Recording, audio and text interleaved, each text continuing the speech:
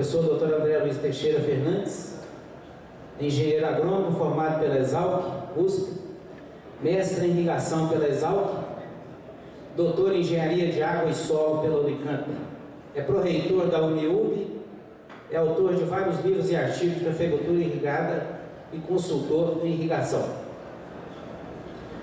Dr. Rodrigo Naves Paiva, engenheiro agrônomo pela UFRA, mestre em fitotecnia pela UFRA e pesquisador da Fundação Procafé.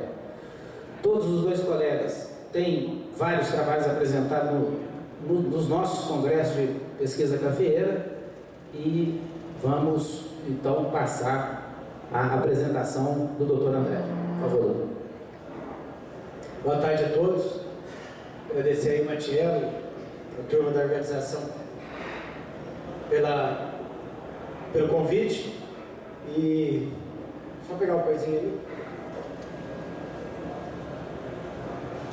Gente, então a ideia é falar um pouquinho para vocês de irrigação numa época igual a essa, né? Então primeiro a gente vai tentar falar de irrigação, e essa é sempre a pergunta do Jano, né? Como é que vai irrigar sem água? Né? Meu banho e minha vida, ele está falando aqui.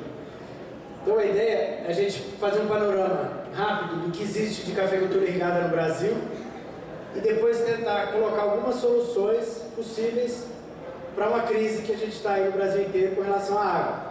Tá?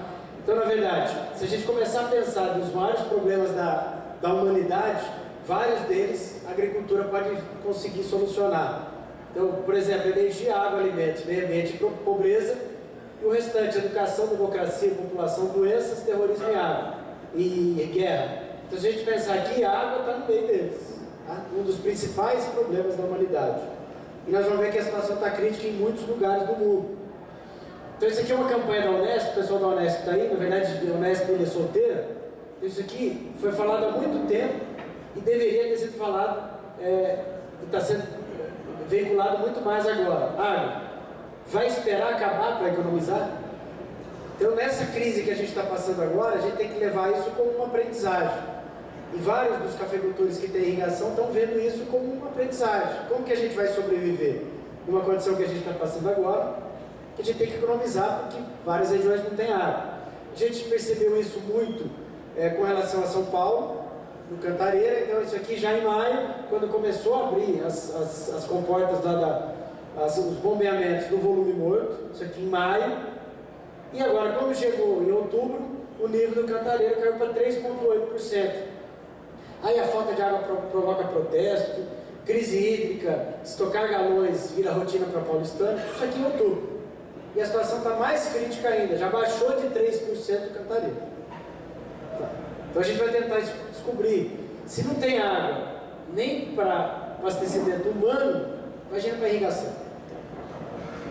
É um problema. Consumo de água no mundo, em 1995, então, se a gente pegar aqui, ó, acima de 43%, de 20% a 40%, que já está faltando água, né? Quase condição de escassez. Então tinha uma região pequena do mundo aqui, pouco aqui na América, aqui no Oriente Médio, parte do norte da África, só que isso aumentou muito e a tendência é que isso aumente demais em 2025, por uma série de fatores que a gente vai discutir com vocês. Quantidade de água disponível é muito diferente com relação aos principais países aí do mundo. Tem países que tem muita água, por exemplo, os Estados Unidos tem 600 litros por habitante dia, e o sertão tem 10 litros por habitante dia. Então, a distribuição é muito desigual, tanto a água superficial quanto a água subterrânea. A situação mundial, nos últimos 50 anos, o consumo global aumentou de 1.060 km3 por ano para 4.000, então quadruplicou nos últimos 50 anos. Então isso que é um grande problema, o pessoal está usando mais água. A gente tem 7 bilhões de pessoas hoje no mundo, em 2050 vai ter 9,3, 2 bilhões e meio a mais. E o consumo de água com certeza vai aumentar. A gente tem que sobreviver a uma condição dessa. Atualmente a população mundial consome 50% dos recursos hídricos acessíveis e estima-se que em 2025 esse consumo vai ser por volta de 75%. Então se o problema está sério hoje, vocês imaginem isso daqui a algum tempo. Né? Isso aqui é um gráfico da ANA, uma figura da Agência Nacional de Águas, que fala quanto que a gente tem de água, litros por segundo em cada quilômetro quadrado.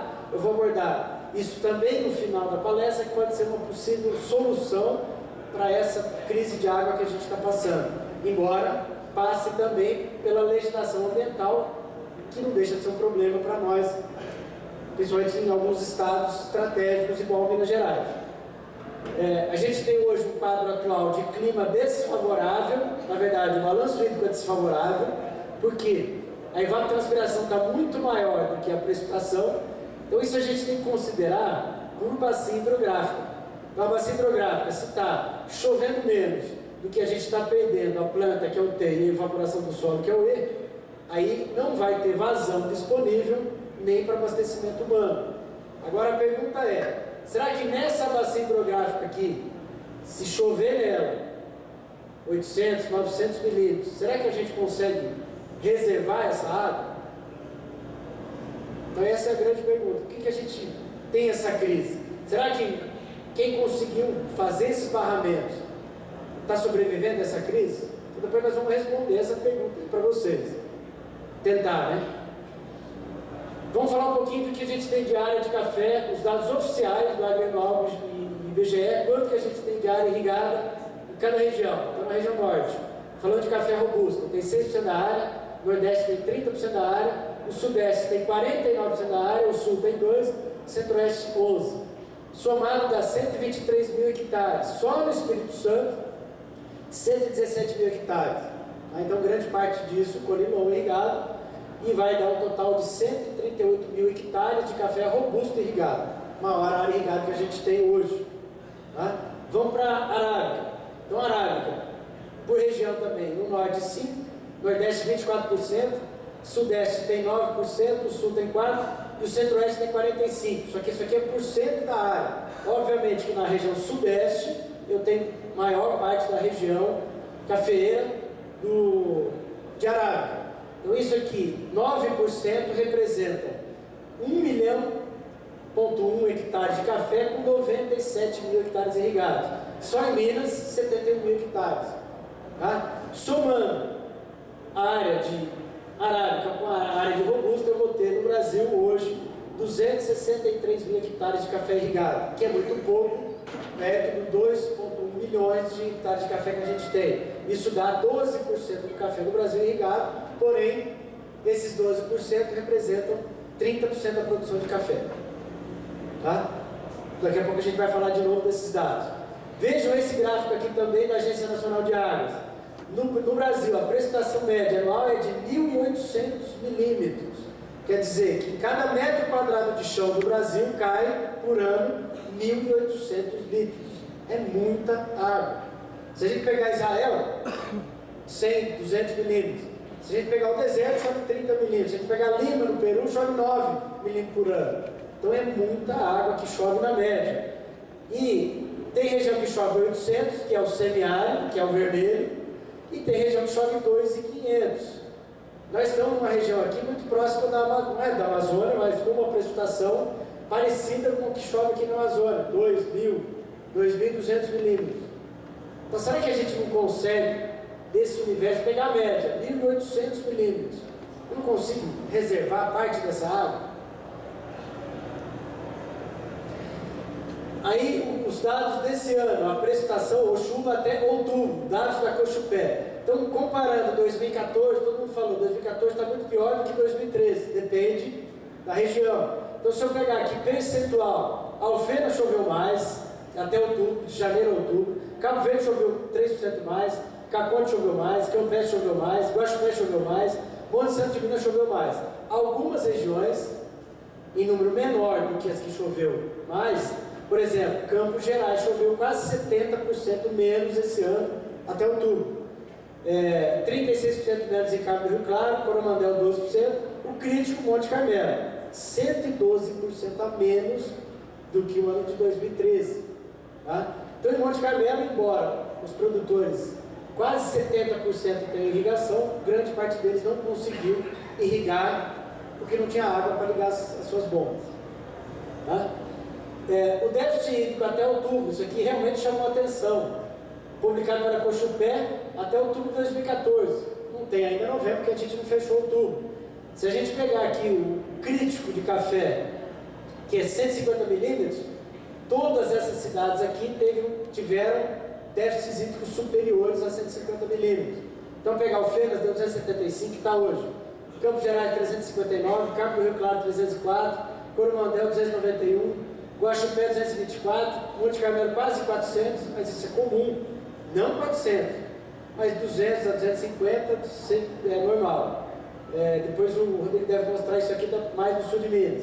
Monte Santo, quase perto do limite, Rio Paranaíba, 305 e Serra do Salito, 225. Então a situação está realmente crítica e a chuva ainda não veio. Com certeza vai vir a partir de novembro, né?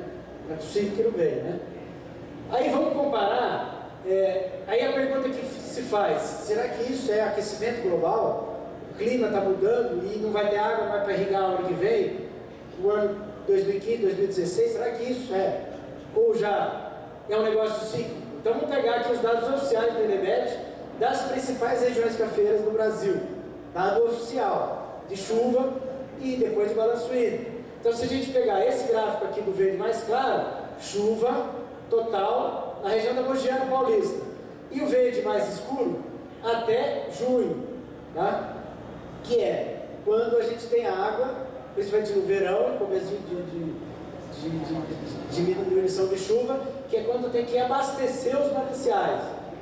Se a gente pegar a média de quase 60 anos, 1.550 milímetros, que é o vermelho, e tem que aqui ter, até janeiro, até junho, tem que ter aí quase 600 milímetros. Qual que está a situação de hoje? 2014, 485 milímetros. Só que já teve anos muito parecidos com o ano de 2014. Esse foi o pior dos últimos 60 anos, mas já teve aqui 526, 570, 600, 590, 600 e assim por diante. Tá? Então não é um negócio recorrente, quer dizer que isso aqui vai baixar. Cíclico. Tá? Agora, uma coisa que a gente percebe nessa região da Mogiana Paulista, isso aqui é uma curva de tendência, que a chuva está ligeiramente caindo nos últimos 60 anos, principalmente as precipitações totais. Se a gente colocar aqui, não está passando de 1.000 milímetros, 1.100 milímetros. Nos últimos 10 anos aconteceu isso na Mogiana, dado oficial. Isso é preocupante. Uma série de fatores climáticos explicam isso aqui. Pode ser que depois volte de novo para ter os picos. Mas veja, tem pico de chuva, depois tem baixo, tem pico e assim por diante. Cíclico. Tá? Vamos para a região da Mogiana Paulista, foto agora do colega Marcelo Jordão, colocou no Piabiru do Serjão. Dá uma olhada. Está complicado, né? Em Franca, a gente acompanha lá, Pedregulho, várias regiões, várias fazendas lá que tem irrigação e não conseguiram irrigar, porque não tinha um represamento que tirava água direto do rio, e aí não consegue, nem tendo irrigação, não consegue irrigar suas lavouras. Configura-se uma situação igual a essa que vocês estão vendo. Tá? Pegando aqui para a situação em Machado, também 60 anos oficiais de Machado, chove 1.600 milímetros normal, e aqui na média de até julho, até chove mais ou menos 850 milímetros. Esse ano realmente está crítico, 400 e pouco milímetros até julho.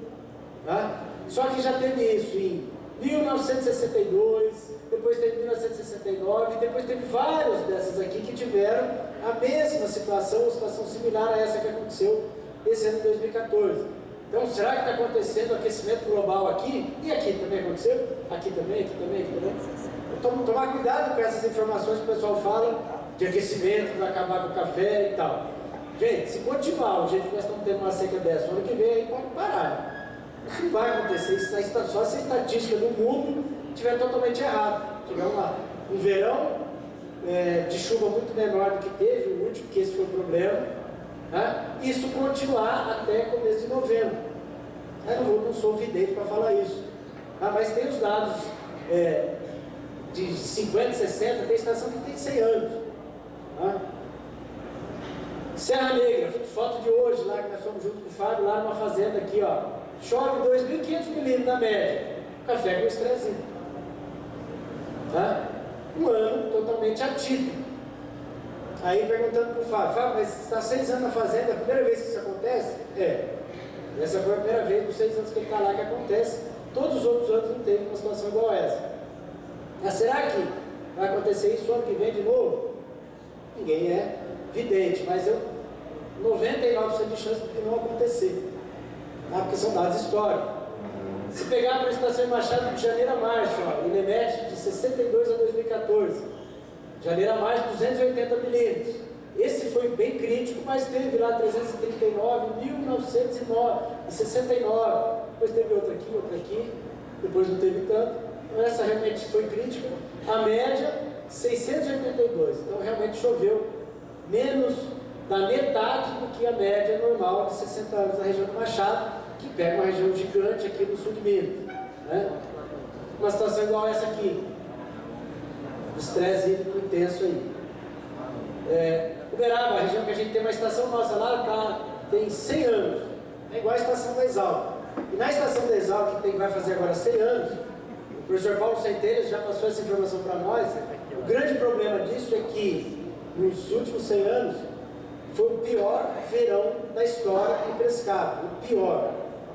Quer dizer que em dezembro do ano passado, janeiro e fevereiro desse ano, que era para chover muito, mais ou menos 300 milímetros por mês, não choveu.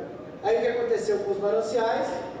Não tiveram a sua recarga feita. Aí faltou água, tanto superficial quanto subterrânea.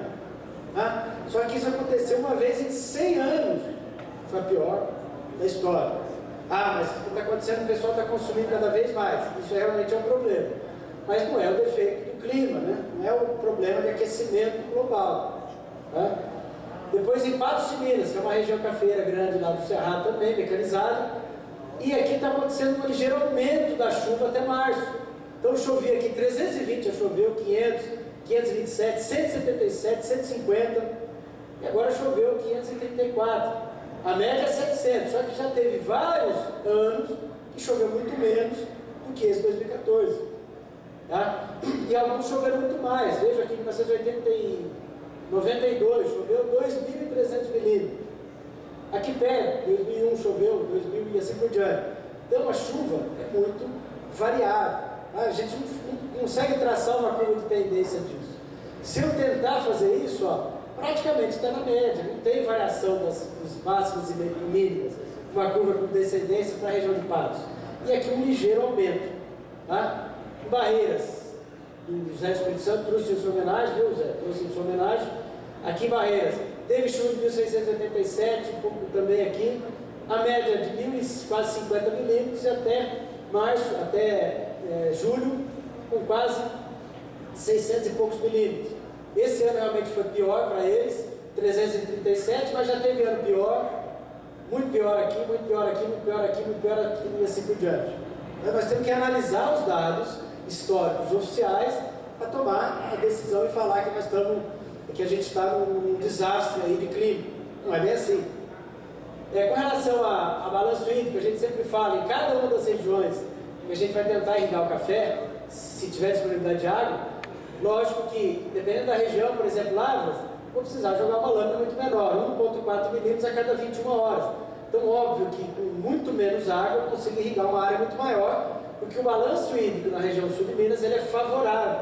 Eu tenho muito mais chuva do que minha evapotranspiração da cultura do café. Tá? Ao contrário de outras regiões que estão aqui no amarelo, por exemplo, Patrocínio, Araguari, Buriti, Chapada Diamantina, que a minha lâmina pode ser de 2,3 até 3 milímetros. E nas regiões que a gente considera regiões quentes, aí se a gente pegar a chuva, que é muito parecida com as outras regiões, o grande problema é a evapotranspiração, que é muito maior. Compare aqui, 1.700 contra 1.300. Então, quase 400 milímetros a mais que a planta de café perde para a atmosfera e não recupera isso na chuva. Aqui chove 800 e evapotranspira 1.600. É óbvio que a gente vai precisar de uma lâmina de irrigação maior, no vermelho. Clima e produção de café, obviamente, que tudo isso que a gente está falando, que aconteceu desde janeiro do ano passado, dezembro, janeiro, fevereiro, e continuou até comecinho de novembro, obviamente que vai ter reflexo negativo na produtividade, principalmente do ano subsequente, afetando fenologia, produtividade, qualidade e longevidade, tá? Porque cada uma dessas fases fenológicas do café precisa de água. Então a água é o principal componente da fotossíntese, não tem jeito de metabolizar nada sem água. Tá? Quadro atual, esse é o grande problema nosso, baixa reservação de água. E quem consegue fazer uma pequena represa na sua fazenda é um bandido. O cara que faz uma represa, não, eu estou acabando com o meio ambiente, porque pode cair um lobo-guará lá dentro e afogar. Só que daí eu não vou ter água para irrigar, gastei R$7.000 para irrigar e não tenho água. Então esse é o maior problema que existe no Brasil e não tem isso em outros países do mundo. Tá? Ninguém deixa a gente fazer represa. Não vou fazer uma Itaipu, vou fazer uma pequena represa para que eu consiga captar essa água que chove e muito. É um copo, represa é um copo, eu tenho que encher ele. E a gente tem água suficiente para encher esses copos em todas as regiões cafeeiras. Veja, uma bacia hidrográfica. Então a gente tem que calcular, depois eu vou mostrar para vocês rapidamente como que faz no final da palestra, que a gente tem que considerar isso, qual que é a área de captação de uma bacia hidrográfica igual a essa, em termos de chuva, quanto converge em termos de configuração de terreno para que eu consiga reservar água para não ter problema em época de chuva, em época de seca. Aí tem vários produtores lá no Triângulo Mineiro que já fizeram isso. O cara veio lá do Paraná, lá do Rio Grande do Sul, veio, primeira coisa, represa. Ele não teve problema nenhum mesmo na época agora de seca. Vários. Mas eu não consegui fazer represa porque o órgão ambiental não deixou. Já é um problema. A gente já vai discutir. Então, em Goiás, gente, isso aí é...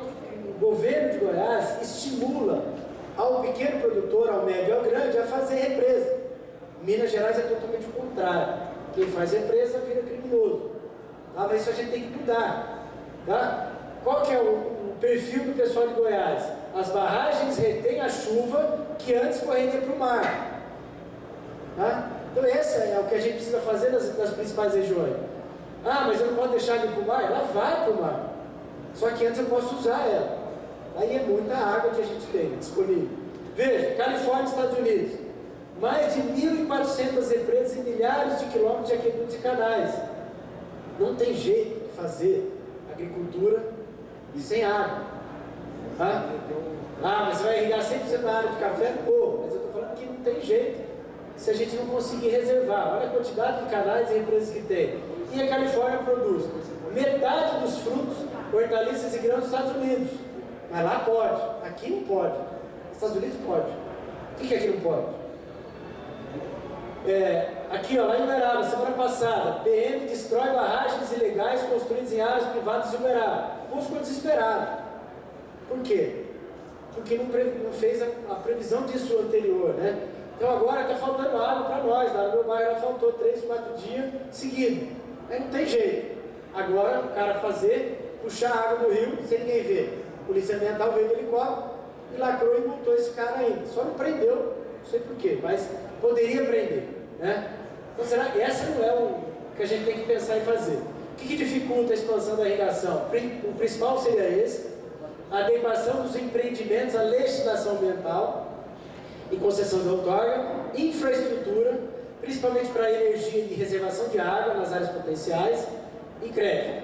Tá? O grande problema que a gente tem são os três, né? Mas o principal é isso aqui, reservação de água, tá? Que a gente precisa mudar. Agora, a Política Nacional de Irrigação, que é uma lei federal, 11 de janeiro de 2013, ela fala que obras de infraestrutura de irrigação, inclusive barramentos, que provoquem intervenção ou supressão de vegetação em área de preservação permanente, poderão ser consideradas de utilidade pública para efeito de licenciamento ambiental. Gente, essa lei resolve o problema.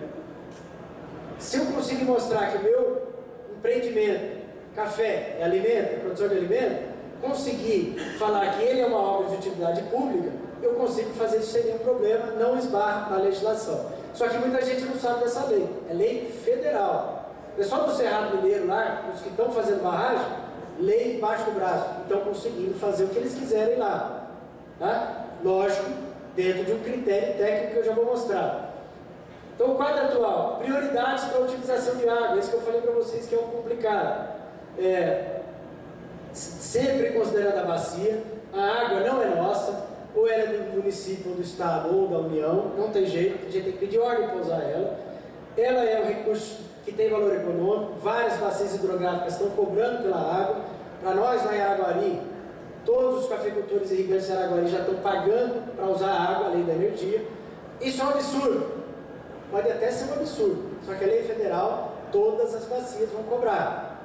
Só que, gente, é um valor irrisório. Se a gente pegar aqui, se eu sempre falo, quanto que custa a água lá em Araguari? Se eu pegar 1 hectare de gotejamento, que custa quase R$7.000 para instalar, que custa quase R$12.000 por ano para fazer o custeio do café, você vai pagar do custo da água R$14 por ano, por hectare. Então é óbvio que esse valor, se bater no bolso do produtor, ele vai pensar em usar ela de forma racional. Isso está acontecendo no Triângulo Mineiro e Alto Paranaíba. Para economizar esses R$14 por hectare ano, o produtor está fazendo bons programas de manejo e está economizando muito mais do que isso na energia para tocar as bombas dele. Então, na verdade, ele está colocando dinheiro no bolso e não tirando, fazendo o uso racional da água. Tá?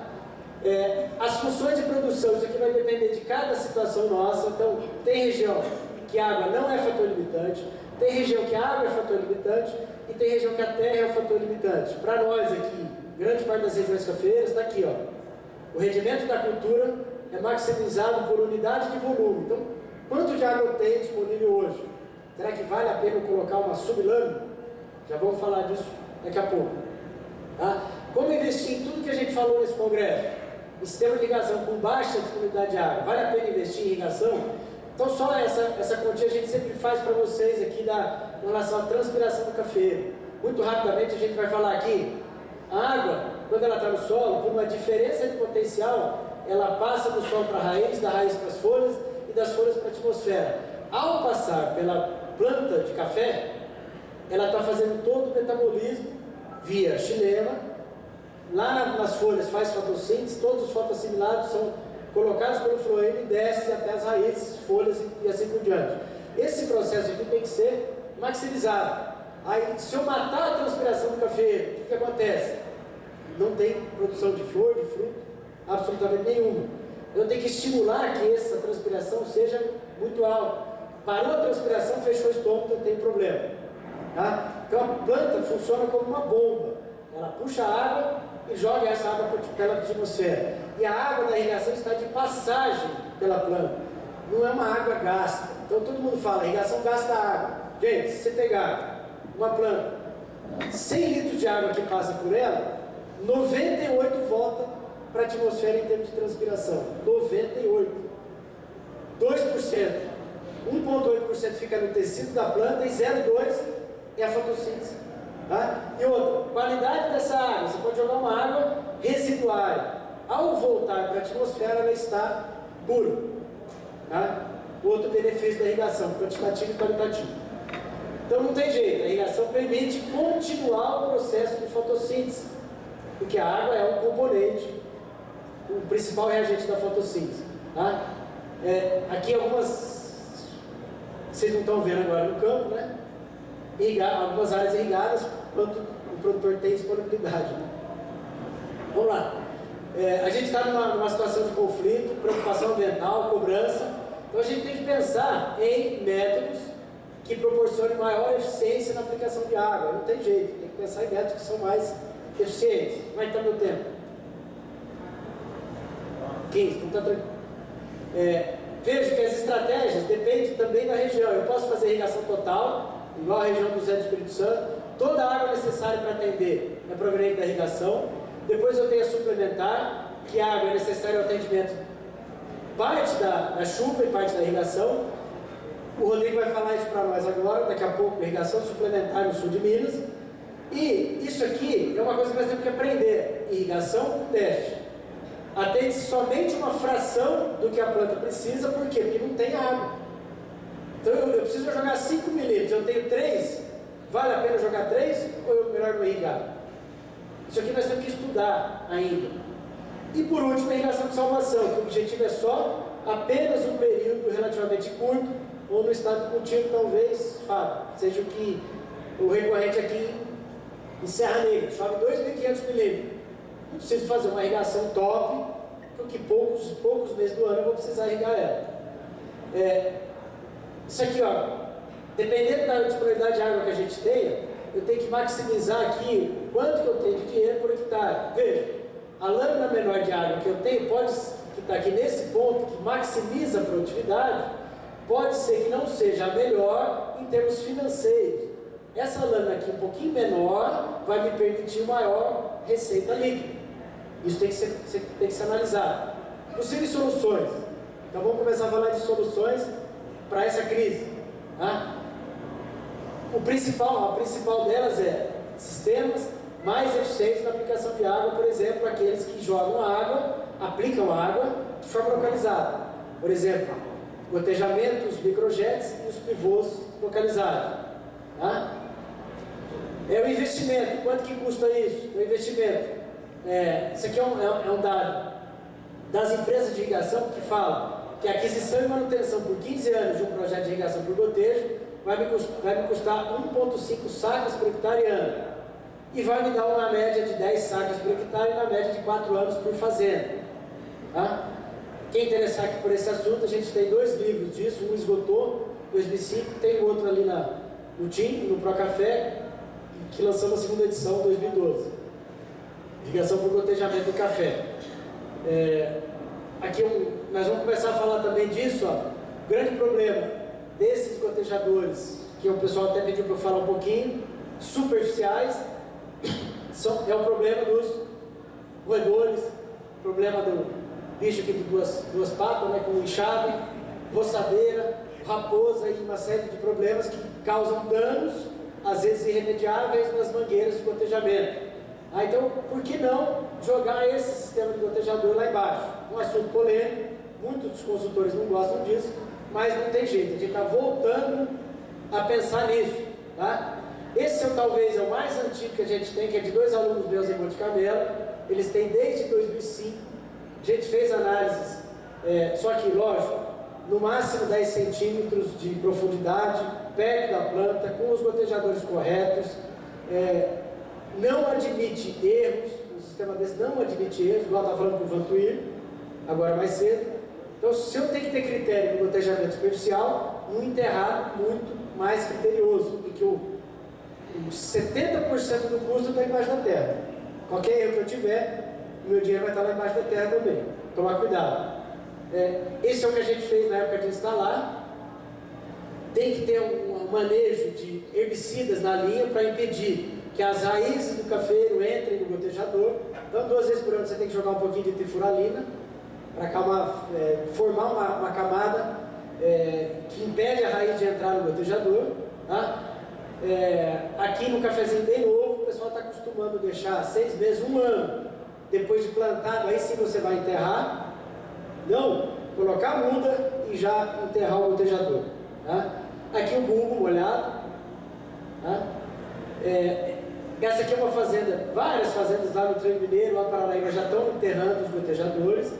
Só que a gente está tentando fazer isso com aqueles cafeicultores que são super criteriosos em termos de projeto. É aquele que vai analisar que filtro que ele vai colocar, analisar a água, colocar o gotejador correto e uma série de coisas lá. Essa é a fazenda do Serginho, presidente da Federação dos Cafeicultores do Cerrado. Todo gotejamento que ele vai fazer, a partir do ano passado, ele vai enterrar. Tá? Ele já está enterrando aí. E aqui são as trincheiras que a gente abriu na propriedade dele. Não tem problema nenhum de desenvolvimento do café, das raízes de café. Ela está desenvolvendo normal, mas vocês estão vendo que o enterrinho disso é muito superficial. Quer dizer, não é aqueles 40, 50 centímetros que o pessoal colocava quando fez isso há 10 anos atrás. Então tem uma série de critérios técnicos que tem que ser seguidos antes de enterrar. E essa é a lavoura dele de café em 5 de 9 de 2014. Óbvio, ele tem água suficiente lá nos barramentos dele, nenhum problema de falta d'água.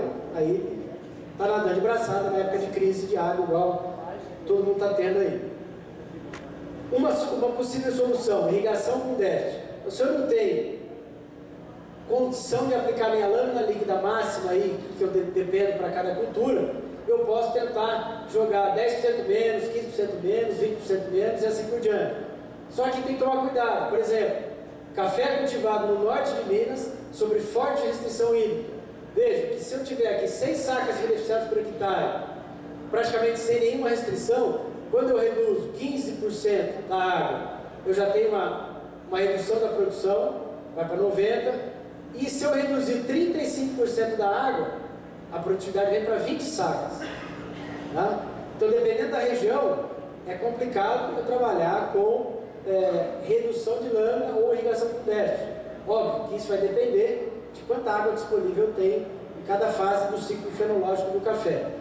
Outra coisa que a gente tem que pensar, principalmente em gotejamento, cuidado com a área molhada dos gotejadores com relação ao total da área da planta. O mínimo que a gente recomenda, 30% dessa área tem que ser molhada pelo gotejador com relação à área total. A gente vê vários projetos disso na prática que estão com 5 a 10%. Aí fala que o gotejamento não funciona. Tá? Não tem jeito, se eu tiver 10% da área molhada, eu restringo muito a água da raiz do café e eu tenho que tomar cuidado com isso. Uma coisa que a gente já está fazendo em várias regiões cafeiras que tem irrigação é sincronização de florada com sublâminas. O que é isso?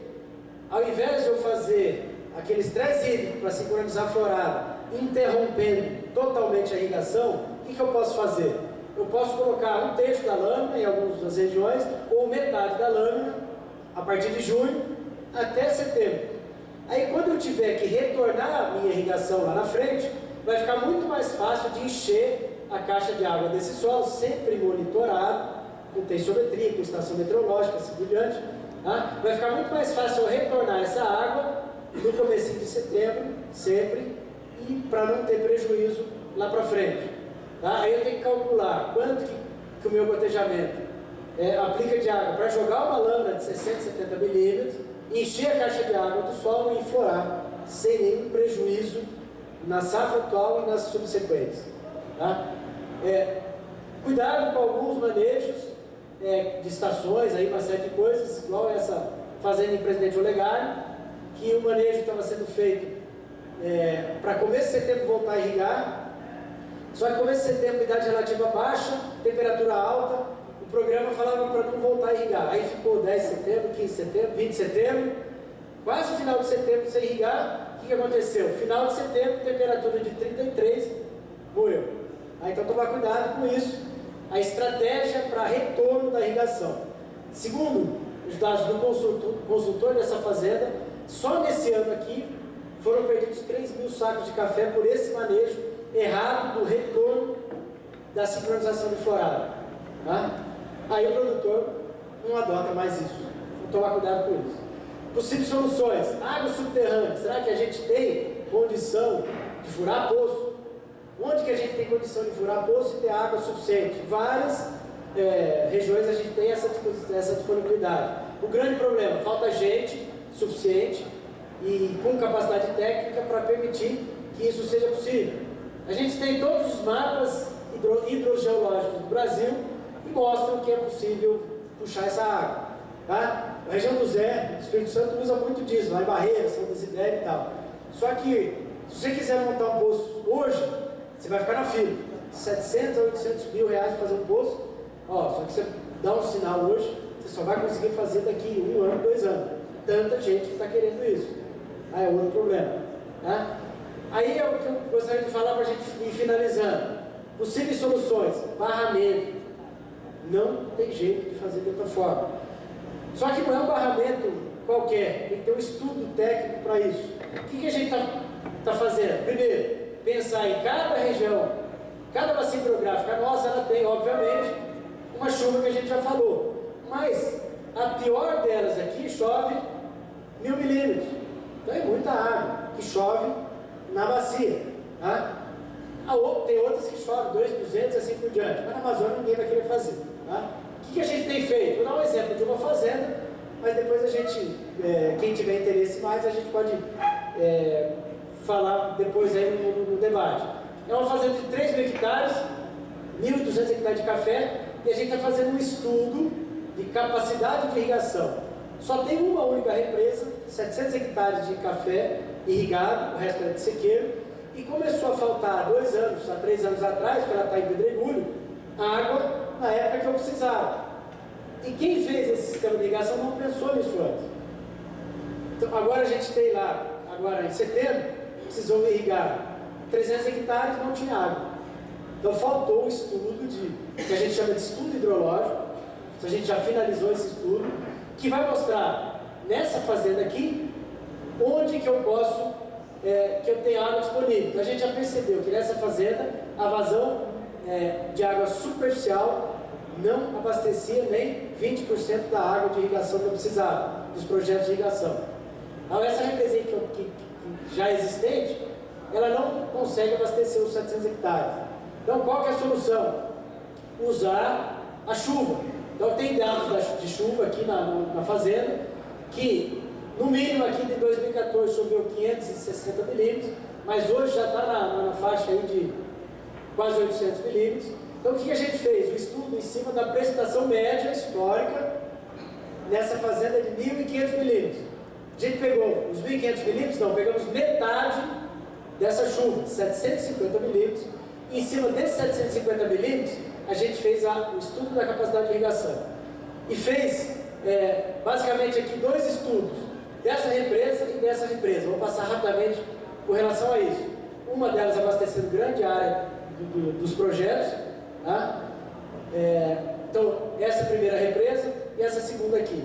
Essa represinha aqui, na verdade é uma represa aqui, quase 12 hectares, ela tinha que fazer uma transposição para abastecer essa área aqui, regularizar os projetos aqui.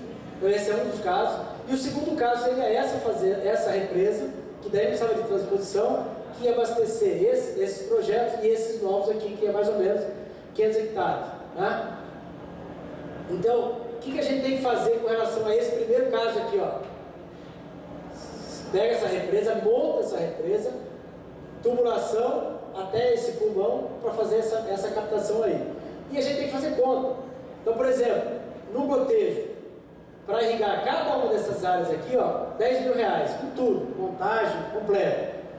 E se eu for considerar a instalação da represa por hectare nesse barramento e mais da transposição, vai me dar um total de instalação de 14 mil nesse projeto, 15 mil nesse, 15 mil nesse.